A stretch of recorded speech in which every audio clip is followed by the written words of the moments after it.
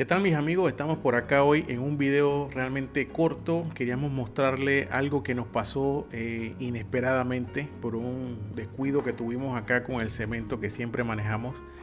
Estábamos haciendo unas macetas para un pedido que nos habían encargado de unas macetas con pigmentos y que resulta que teníamos un cemento que ya sabíamos que estaba pasado de tiempo y lo teníamos en un recipiente X, pero por equivocación lo tomamos para hacer este pedido especial que nos solicitaron.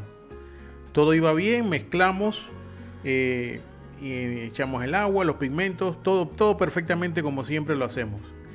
Y eso era lo que quería comentarles, que el cemento engaña. Tienen que tener mucho cuidado donde almacenan el cemento, porque si el cemento vence, les puede suceder o les va a suceder lo que no sucedió a nosotros.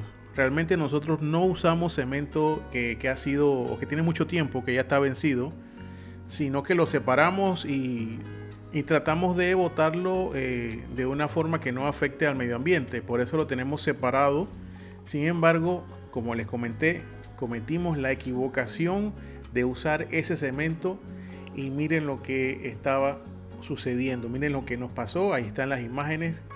Los tres modelos o las tres macetas que hicimos salieron como un merengue.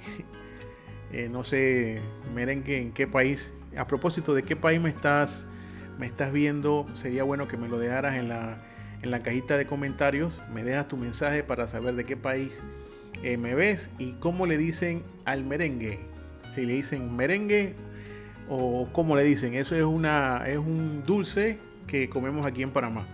Y bueno, una vez más, entonces tengan mucho cuidado con el cemento que van a usar para que no les pase esto que no sucedió a nosotros. Por suerte es un pedido que teníamos que entregarlo o tenemos que entregarlo, digamos, en 10 o 12 días, así que no hay problema, lo volvemos a hacer con un cemento que esté al día, que no esté vencido, para que no tengamos entonces ningún problema como el que nos sucedió en la tarde de hoy. Listo amigos, cualquier consulta con mucho gusto se la contestamos en la caja de comentarios.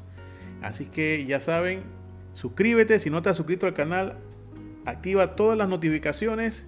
Oye, y regálame un me gusta o un dislike, lo que sea. Nos vemos en un próximo video.